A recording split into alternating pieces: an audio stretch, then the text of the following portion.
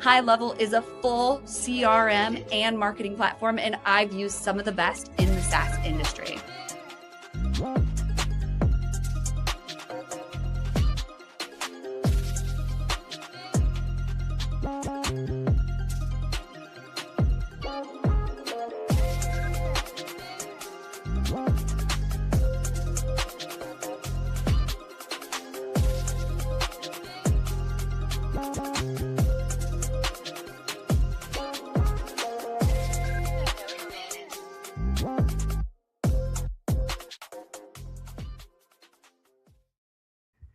And we are live from LinkedIn, YouTube, Facebook, X, and Twitch. Ooh, I forgot to connect Instagram, but I will during the show. It's Revening's Wednesday. Welcome to Wednesday, Revenue Party people. We've got hot topics and some really great guests. So we're going to get into it. But before we do, if you're tuning in, which you see there's 10 of you on YouTube, 1 of you on Twitch so far. At least on our LinkedIn, there's 3, and there's 2 other LinkedIn set up. Both of our guests connected their LinkedIns as well. So if you're here, say hello. Hi there, Hyman Breaker on YouTube. Who else is here in the comments? Let us know where you're tuning in from, what it is you do, why you're here. We want to make this conversation about you. Awesome. I'm seeing more of you now joining on YouTube. Let's get this going. So, of course, I got to mention High Level. So, High Level is a CRM and marketing automation platform that we're using here. We've white labeled it, so all of our clients get it as well. If you want, you can scan this QR code, or if you're listening later on podcast, just go to reveting.com/high level to try it out. But this is what we're using here in-house at Reveting to create automations, booking calendars. Oh man, we're bringing in leads. This is really how we're able to show our clients, like, here are your leads, like we're a marketing agency. So they can connect that with their CRM, of course, if they're married to another one. But yeah, we suggest checking out High Level because it's a new day, it's a new dawn. We don't need to spend thousands on a CRM and have AI included as well. So just scan that QR code, check it out, play with it. It's really cool. Otherwise, I want to tell you about delegating. And as I tell you about delegating, I have to remind you of Cherry Assistant. So you can't grow without delegating. And I've learned this firsthand here at Reveting. So for us here at Reveting, we are trying to, help businesses go live on LinkedIn and as well as YouTube and channels, just like we're doing here. And then we repurpose it to podcast, short form video. We help keep the founder's social queue filled. But, those are the skills we need. And I needed people to help me with that. So we've got Canelaway behind the scenes helping us produce. We've got Oscar and Olorado who are helping us cut videos up afterwards. We've got Layla here. We've got a team across the globe who are helping make all of this happen. And we do that at a fraction of the cost. So I'm able to have people help me and, also run my own business here locally, just running out of Ohio. It's crazy. I love it. But anyone can create a business now, and you can too. So if there's anything you need to delegate, maybe you don't need a producer, maybe you don't need a social media manager, but maybe you need an executive assistant, or maybe you need a bookkeeper, or maybe there's something else. Scan this QR code if you're watching live or if you're watching on video. Otherwise, if you're listening on podcast, go to cherryassistant.com. If you sign up to try it out, make sure you let them know that you heard about them through WinsDay for $250 off your first month with a virtual assistant. But, it's more than working with a virtual assistant. They are awesome employees, and they're going to really help take you to the next level. So let's get into our topics. But before you do, we've got to introduce our hot guests. Welcome to the show. We've got Kris Rudeegraap, and we've got Mariam Slimane. I'm sorry if I pronounced that correctly. I should have asked that pre-show. Totally missed that. But yeah, thank you for being here. Really appreciate having you. It's great to be here. Yeah. Well, in good old-fashioned Wednesday style, we want to learn more about you. And, we can all go look on your LinkedIn, which everyone, I invite you to go search them. Both are doing incredible things, so you can see their resume there. But we want to learn more about the human you, like, where are you from? Where were you born? What brought you to now? And could you kick us off on this, Mariam, and do it in 2 minutes? Sure. I'll try to keep it under 2. Let's see. I'm from Chicago originally, Midwesterner at heart. I went to college in the Midwest and actually studied neuroscience and fashion design. I don't do either of those things. But when I graduated, I realized I really loved left and right brain thinking, which took me to e-commerce and ultimately took me to B2B marketing. And that's what I've been doing for over a decade now. And I have worked primarily in like cybersecurity, health tech. I try to generally help the good guys and I'm very mission driven. And so I've been consulting for the past couple of years and have absolutely loved working with companies that are kind of trying to figure out how to navigate the rough territory post pandemic and then now kind of transitioning into the introduction of AI. And generally, I help a lot of companies that are PE backed grow beyond 50 million once they've kind of established product market fit. Oh, awesome. Yeah. Cool. Well, thank you so much for sharing that. Yeah. Super excited to have you here. And how about you, Kris? I see you are on mute. So just want to make sure you come off mute. Could you tell us a little bit more about you from birth to what brought you to now? Of course. So, born and raised in the San Francisco Bay Area, Northern California. Never really moved away. Just love the weather, love the location, love being close to family and friends. Um, Big into sports, soccer, baseball, golf growing up. Now you'll find me golfing, but not playing sports too much besides that anymore. Went to school for marketing and learned that I loved entrepreneurship. I was an arm's distance away from Silicon Valley, so I had, when the dot-com bubble was going on, I was, wishing I was a part of it. I guess the good part, not the bad part. And so that got me into entrepreneurship. I started a company in college, was able to sell that, and then have always been an entrepreneur at heart. Went into sales for a little while, and then now I'm the co-founder and co-CEO of Sendoso, which I started about a decade ago. Because you asked me what I am personally, I will not talk about Sendoso. I'll let readers find that on their own, but that's who I am. I'm married and have a little kid, and I have a golden doodle. I love traveling, I love mountain biking, and if I'm not working, hopefully I'm outside running around. To that. Amazing. Yeah. I don't do golf, but I always hear that I should. So I'm glad that you still keep that up and very cool. You got kids. I've got kids as well. So, we're all juggling a lot. Makes us more interesting, makes us more human. And yeah, I'm just excited to be here. Grateful for both of you. Thank you for sharing your stories. But let's get right into these topics. So we've got some good topics. Here on WinsDay, we talk sales and marketing, all topics sales and marketing, mostly with a B2B audience, primarily with folks tuning in on LinkedIn and YouTube. But tonight we're focusing on, what we called the whole episode is from first deals to 50 million plus and beyond, but focusing first on AI powered direct mail for sales teams. Direct mail's having a comeback, right, Kris? Exactly. Can you kick us off on this topic?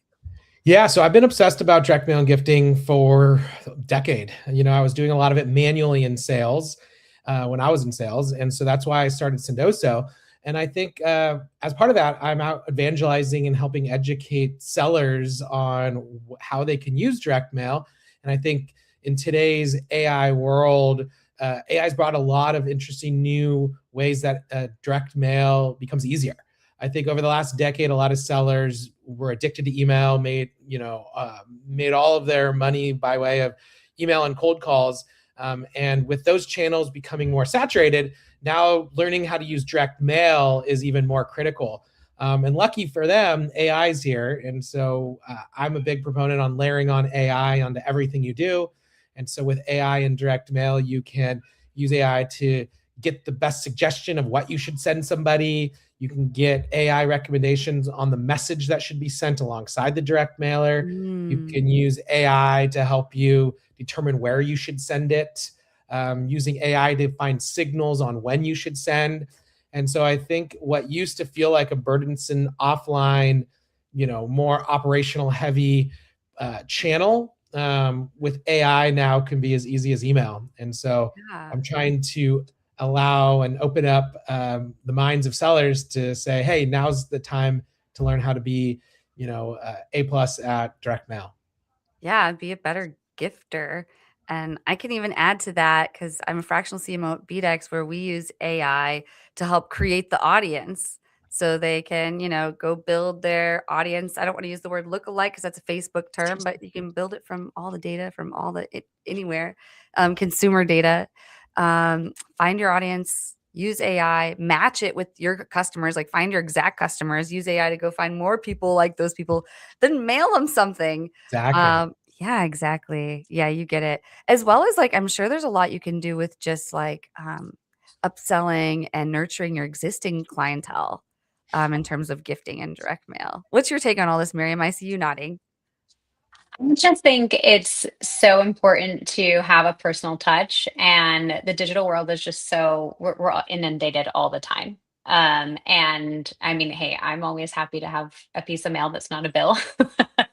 And I think most people are too. And I think gifting is just a great way of kind of setting the tone for what your relationship is going to look like going forward in terms of it being kind of a two-way street and showing appreciation. So I found it to be an incredibly valuable channel and across pretty much the board for all the different industries that I've worked with. Yeah, and Jesse, I think you mentioned a good thing when you said it's not just for top of funnel sales, but it can be used across the entire life cycle and the customer journey. And so I think where an account manager might be looking at ways to how do you expand into your customers into new product lines, or how do you thank a customer who just showed up for a customer dinner. There's just so many ways that you can use gifting to just build relationships today. Yeah, 100%. Yeah, and I've seen the Sendoso app, so I know it's pretty cool. You guys have some pretty neat products in there. Like, what's the most popular like gifting thing B2B teams are giving now? Yeah, I mean, Yeti mugs, Stanley mugs are super popular. Amazon gift cards. We send a lot of custom socks. Booze is always a popular option. People love drinking. And I didn't know you get booze on Sendoso. That's yeah, awesome. Oh yeah, across the board. But I often say the popular best one. gift is the most personalized one. And so that's where, the right gift for me might be different than the right gift for you. And so using a platform that can layer on AI to help suggest that best gift can help you look like a rock star, or, help you enter in, some criteria on, hey, I'm targeting, CMOs in San Francisco. What should I gift them? And that can really help open up doors versus you having to guess. Yeah, that's so brilliant. I need to do more gifting. I'm curious from the audience, anyone doing any gifting out there? Um, but in terms of AI powered direct mail for sales teams, what else are you seeing out there, Kris? Yeah, I mean, seeing teams try to integrate this into their other AI platforms. So, for Okay. example, we launched an integration with Clay a couple months ago. So now people are using Clay to send out kind of AI orchestration.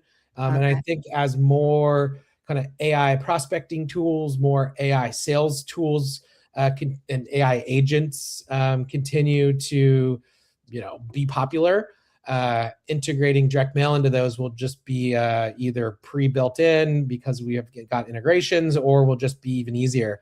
So I think the agents of tomorrow that are helping sales reps be super sales reps will hopefully have direct mail already integrated in.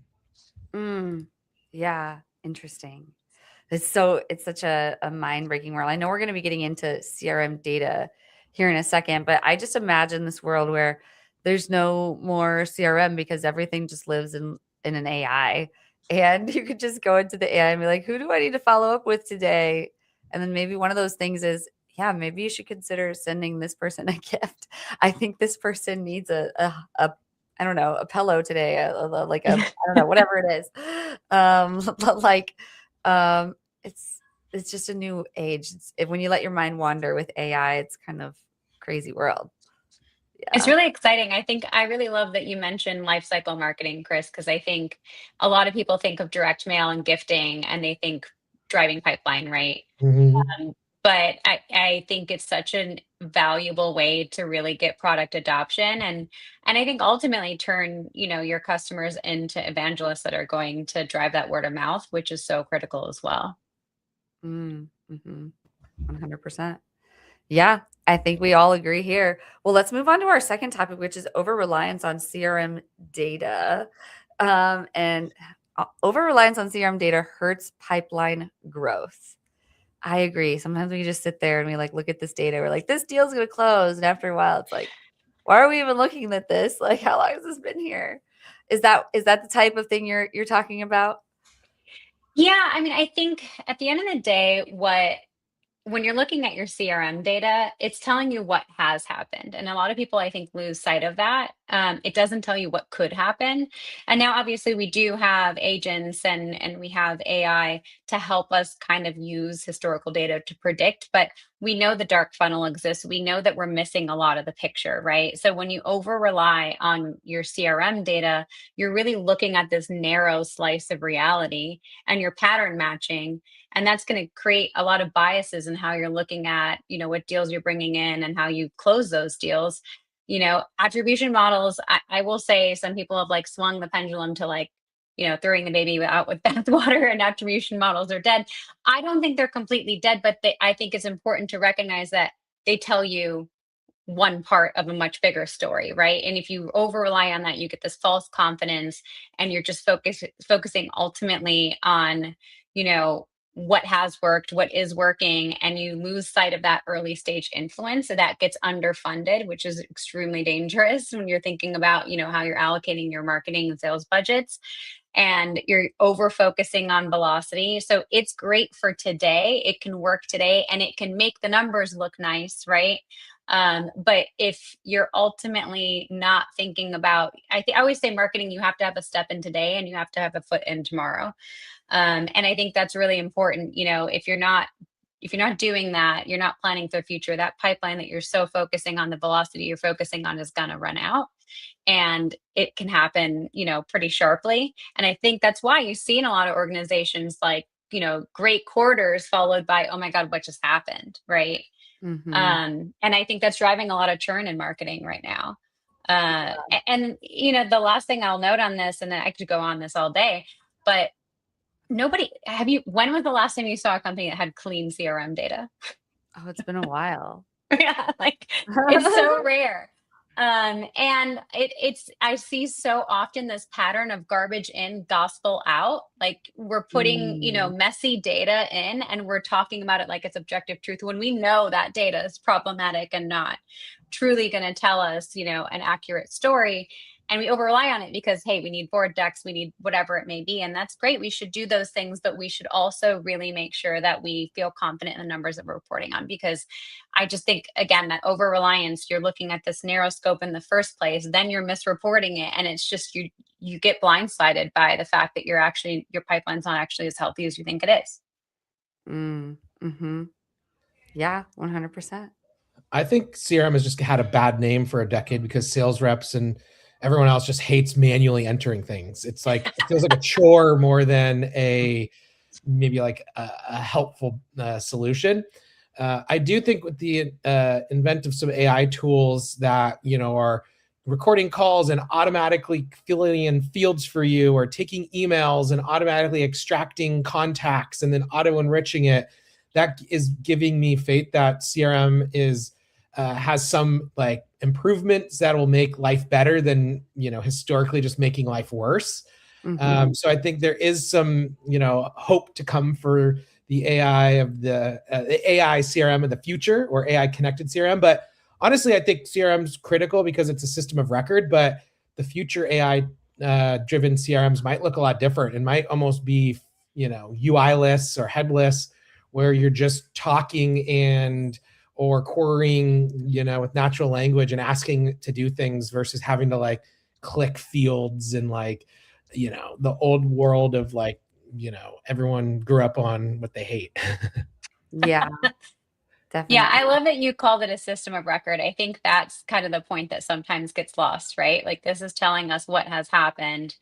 But if you're not really paying attention to what's happening in all of your individual channels and what that performance is showing you, what traffic is showing you, across the board, you're missing a lot of where people are coming to you, and you're just looking retroactively to the ones that worked out, not Mm. and sometimes trying to piece together the misses, right? Which is getting easier with AI. And to your point, actually being, fields filled in a little bit more cleanly and in an automated fashion. But I just think at the end of the day, when you're really looking at your CRM to figure out your strategy, it can cause marketing to focus so much on the MQL to SQL conversion, and then sales is focusing so much on late stage that you end up with that sales and marketing. Nobody's fully accountable for pipeline creation as a system, right?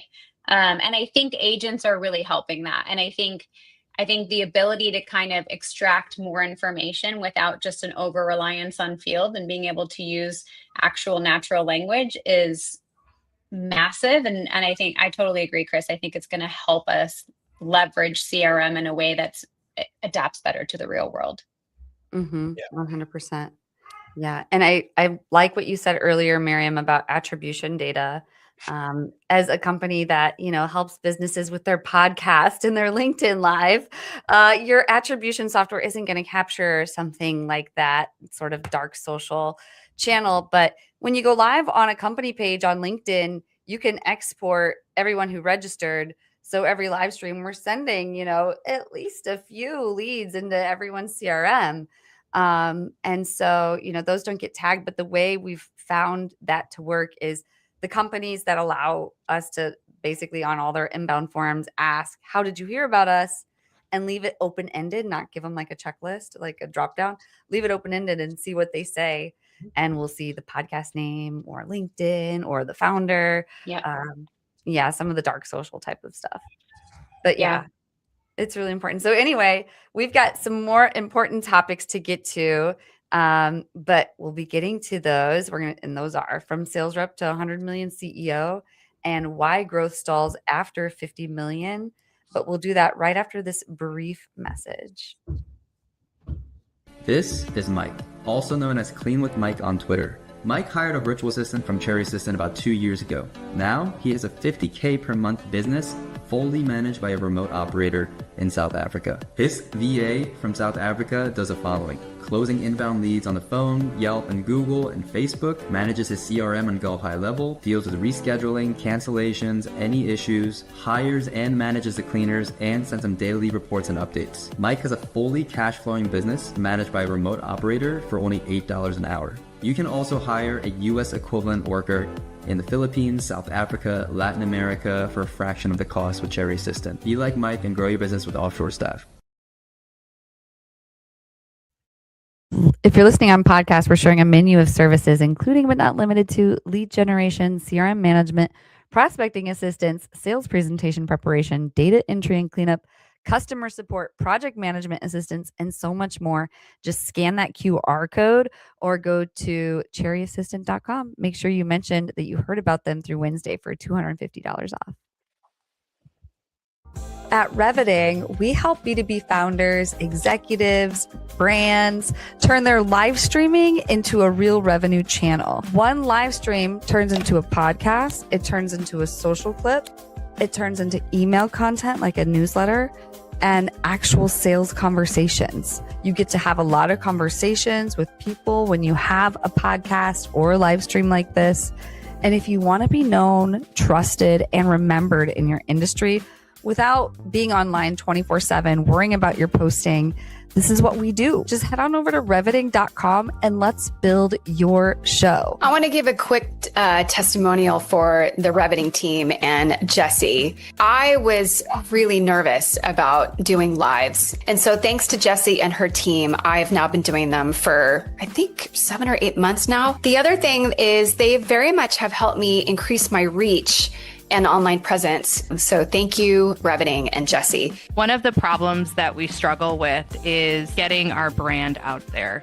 What Jessie and her team have been able to do for us is to take advantage of LinkedIn and the idea of going live on LinkedIn and using that platform to its fullest extent through the way they're able to take the live event and break it down into bite-sized posts. Their team shows up very organized. They were able to take what was limited in terms of how our brand shows up, but actually turn that into visualizations for the different shows, the video clips that are being taken, as well as the content within the posts themselves.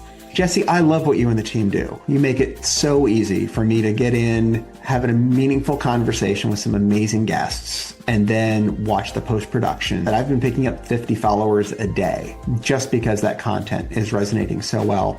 And I've had a number of people reach out to me who want to be guests on the show. So it's working across a lot of different channels for me, and I can't thank you enough.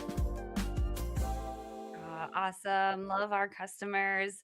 But let's get back into it. You got to love dark social. So, anyway, we've got some more topics. So, from sales rep to 100 million CEO.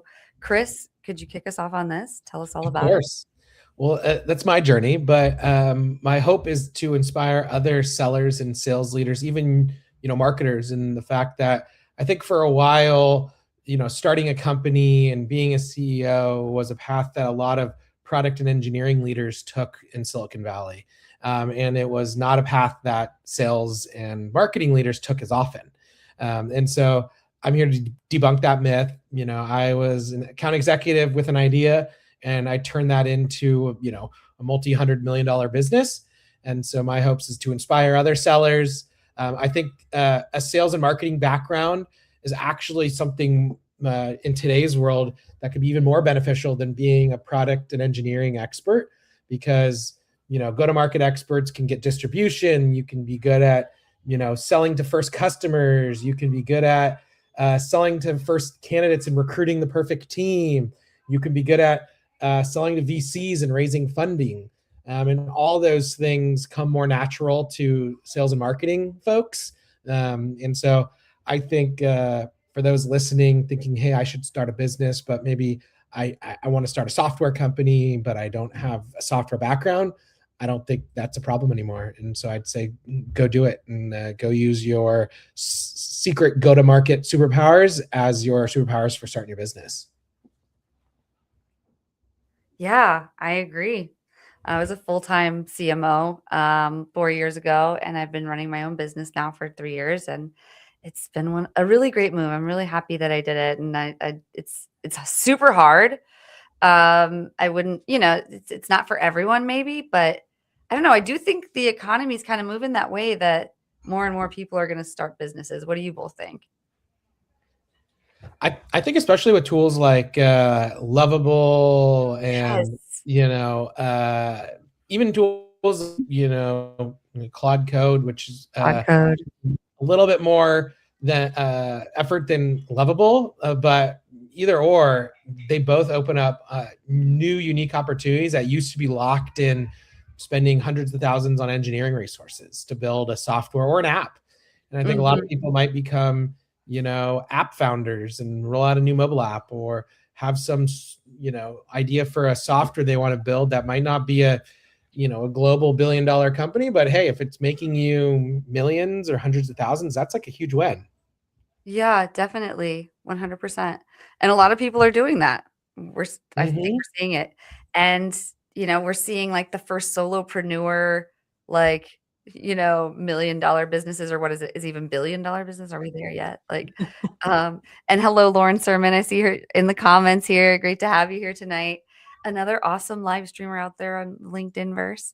But yeah, I don't know. It's just so interesting. Any more either of you would want to add or share or talk about on, I don't know. I guess I do want to kind of drill into this a little more, Kris. Like, how really did you do it? Like, so at what point did you say, you know what, I'm going to grow? And so growth obviously takes investment, taking on debt. Like, it's not all fun and games. There's some hard moments, scary moments, risky moments. Like, how did you handle all that? Yeah, totally agree. It's not all, shiny. There's definitely ups and downs. But I think, for all of us here, we took risks going outside of the normal 9 to 5 to maybe do our own thing. And with that comes rewards. And so I feel like, you got to take risks to make rewards.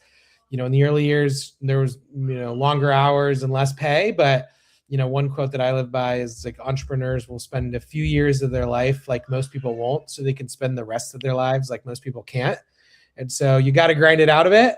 But after you grind it out, and you make it work, I think there's a lot of amazing opportunities that can come from it. Yeah, it really is.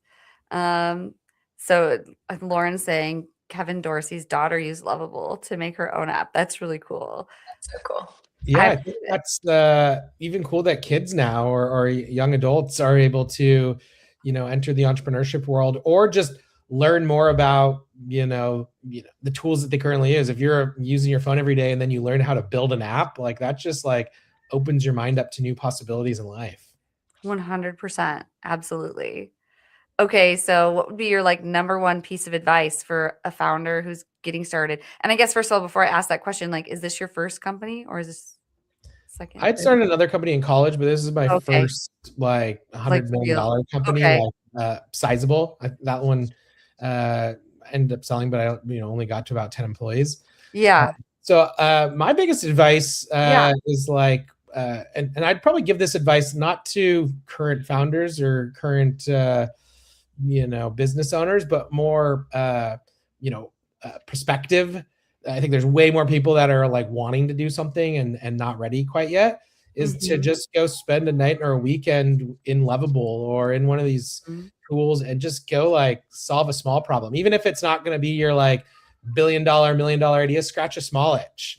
There's probably one little small problem that you could solve that could then open up other doors or just give you conviction and confidence. I think for me, starting a small company when in college, building some software, like opened my eyes saying, hey, I have confidence. I can do this again.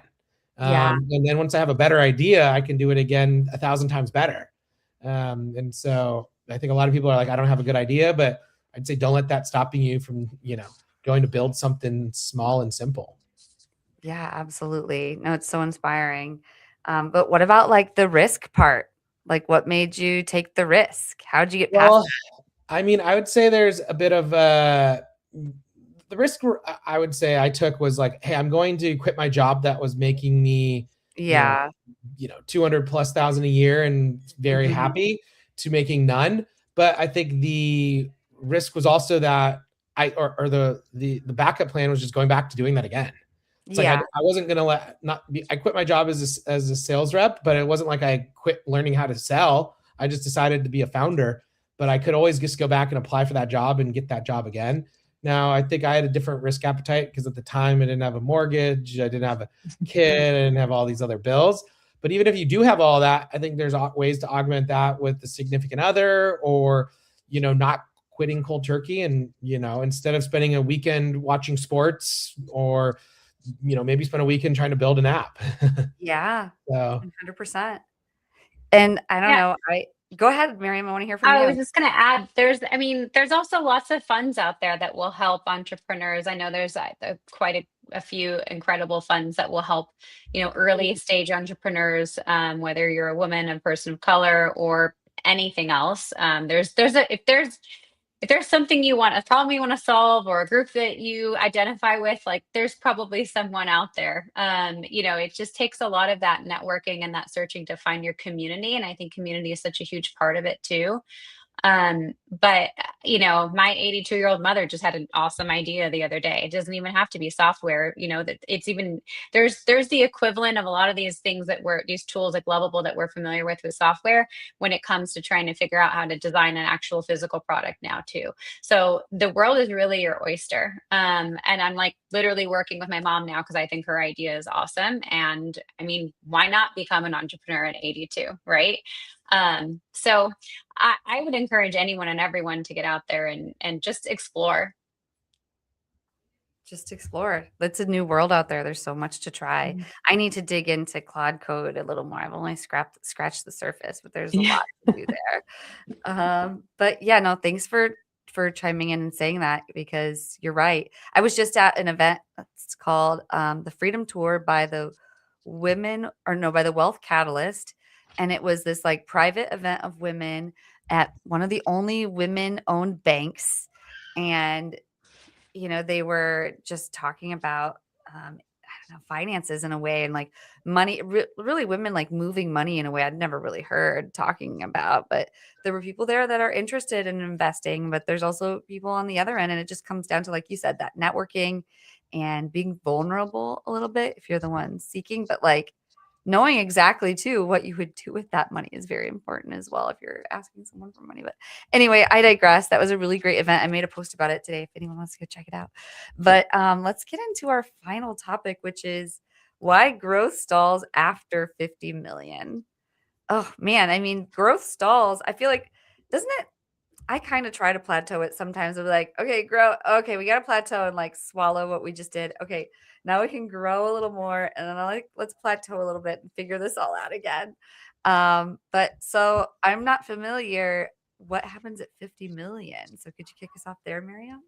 Yeah, I mean, it's funny that you mentioned the plateau thing. I feel like I want to talk about that for a second first. I think that that was a really natural sort of like what the curve looked like, what the growth trajectory looked like um, for many years up until now. But I typically advise folks to really be cautious of getting comfortable with that now in the age of AI, because there's new entrants every other day that are new competitors, your age old competitors that, you beat for whatever reason, that can go away overnight. So I think it's really important to be planning ahead and thinking about, what's around the corner. And again, like your go to market strategy needs to be really focused on today, but it needs to have a strong footing in tomorrow. And you should always be sort of planting those seeds as you're looking towards the future. And I think that's a big mistake that a lot of companies make on their way to 50 million. I'm so curious to hear what you have to say about this, Kris. So I'm going to try to make this like short because I want to hear your perspective too. But I think a lot of companies get so focused on, product market fit. People love us. Like people want our products. And that is ultimately what you're trying to prove on your way to 50 million. But once you've hit 50 million, your founder-led sales, your narrow ICP that over converts, you have few channels that punch way above their weight. And if you continue to rely on those three things, you're going to start to see a pipeline that might look healthy, but deals start to not close as much. You're going to see more activity and spend that are not getting the same results. You're going to see win rates start to drop and sales cycles start to get longer. Every quarter feels a little bit harder to hit than the last, or sometimes, nowadays, I think that sort of slow, decline isn't happening as much. It can be pretty abrupt, again, because things can change in terms of, the competitive market so quickly, so rapidly now. So, I think there's a couple things that I think are the real reasons why this happened. But I can pause there because I'm really curious to hear if you've seen this and what your thoughts are, Kris, first. Yeah, I've seen this a handful of times, and or more than a handful, but I kind of attribute it to three areas. One is competitors. So, if you are, blazing a new market and you get to 50 million, others are going to realize that there's lots of money to be made, probably even before you get there. But by the time you get to 50 million, it's way more competitive. And if you're not ready for that competition, or you dismiss the competition, then they're going to start eating your dinner. They're going to start taking your customers. They're going to start winning more deals from you. Similar to what you said about win rates and things of that nature. So I think competitors. The second part is if you are a single product company, I think a lot of companies really, have this one product they launch and it's a single SKU, and they can take that to 50, maybe 100 million. But a lot of companies, at about 50 million, kind of run out of bandwidth for that single product. And if they haven't launched another product line that they can cross-sell, or another product line that they can sell into a new ICP, then they can stall out at that 50 million point. And I think the last one is just the systems. I think, you build these systems to scale the company, and a lot of them just break after a while, and you have to rethink about it. And at 50 million in revenue, you're a way different company than you were at 5, 10, 20, 30 million. And so if you haven't redeveloped new systems, rehired new people to run those new systems, going from 50 to 100 is a lot different than going from 1 to 50. So those are the things that I see fall short. And I agree with that. I think, product sales, marketing, if they're not operating as a revenue system, you're going to have a hard time getting to 100 million. To keep growing, companies really need to expand beyond their core ICP, to your point. And a lot of companies do that poorly. They start to, add new products, acquire new companies, whatever it may be, add just a heck of a lot of features, and the ICP drift just starts to kill efficiency. You've got, even if you're growing and you're bringing in more people or you're leveraging AI, you ultimately are spreading the peanut butter across a lot more pieces of toast, and you're just not going to get a yummy sandwich out of it. Yeah. You're just not. And that ICP shift, it starts to show on your website, it starts to show in your messaging, it starts to show in general in the market, and people just buyers aren't going to get it quickly. And if they don't get it quickly, you start to really lose them. And I think, marketing still kind of operates as a function instead of a system, like messaging varies by campaign, pipeline kind of inconsistent, and it's really dependent on channels. Like if your Q3 is awesome because your Q3 is when the really big conference happens, that's great, right? But you can't over rely on that. Like what else are you doing that quarter, and how are you positioning yourself to grow? Because at the end of the day, the amount of people that grow when it comes to the audience of conferences, I think a lot of companies forget about this, right? That it's generally going to be a lot of the same people every year. A very high cost per acquisition typically as well. Yeah. And it's ultimate and the hidden costs, right? Like think of all the resources. Like how many times have you seen a marketing team spend basically an entire quarter planning for one event?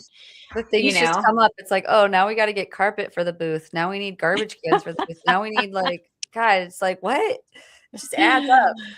I literally had a truck once catch fire on the way to the event. And oh gosh, it's Murphy's Law when it comes to that kind of stuff. But yeah, I mean, it's there's a lot of over-reliance on what has worked, and that's you shouldn't lose sight of those things. But if you're not thinking about, where's the rest of your ICP? How is your ICP expanded? What are the other new problems that you're solving, and how do you meet those people where they are? Just the way you kind of did at the beginning, right? Then you start to kind of drift away from what you really need to do. And then you don't have the systems and you don't have the processes in place, to really help you figure out what you need to do to get there. 100%. Yeah. Well, to wrap this up, what would you tell listeners? Like, what would be the actionable advice you might give to anyone who's sort of, at that 50 million mark or approaching it? Yeah, I mean, I would say you can't over optimize for efficiency. You really have to think about growth, and you can't think about growth once it's stalled. It needs to be, you always need to be looking around the corner of what seeds should I be planting today for me to get to where I'm going? And a lot of that comes from understanding your market and understanding what's changing in your market, really listening to what your competitors are doing. And not just that, emerging tech and understanding what your competitors could be doing. Because how many times, I mean, the pandemic was a perfect story of, what happened. People went and just built and then blindsided, blew their competitors out of the water coming out of that time period. So I think it's just really keep an eye and a plan for what you need to do next, and really make sure you understand how your ICP is evolving. Absolutely. Yeah. How about you, Kris? Anything else you would wrap up on this topic? I mean, I think going back to my 3 points, one is, don't dismiss a competitor, follow along with them, be scared of them. So that's something. 2, think about your multi-product line strategy early, like at 10 million, plan for what you think you could be at 50, but make sure, it takes a while to build out other product lines that you want to sell. And then I think the third is, make sure you have the right system, but also have the right people. And, I think it's worth transparent conversation saying, hey, you got us from, 1 to 10, or you got us from 10 to 50.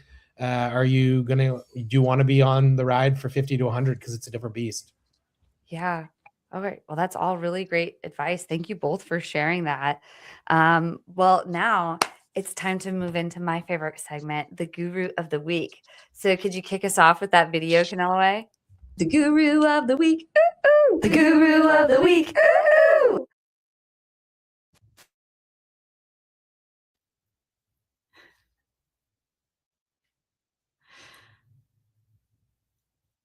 All right. I think we need to keep going. We might have lost her for a second there. I love that video. It was really fun. I cannot sing for life of me. Okay, I'll go first. Megan Marias Garzon is a former colleague of mine. She's incredible, and she started her own business on the topic of earlier. Helps executives and individuals really build their personal branding, and I think this is just so overlooked and so critical. We all understand branding to be really important when it comes to our business, our companies, and we realize that takes a lot of people and a lot of, thought to really hone in on the right message. But then we think we can just DIY it for ourselves, and some of us can, don't get me wrong, but I think it's just so overlooked to really make sure you understand who you're talking to, who's your market, who's the people that need to be finding you on LinkedIn or whatever other channels you need to be on, and how do you do that? And sure, leverage AI, but not sound like everyone else. I cannot see another post on LinkedIn that follows the same formula that everyone's using, which is just ChatGPT. So anyway, Megan does an awesome job of helping individuals kind of build out that plan and manage their content.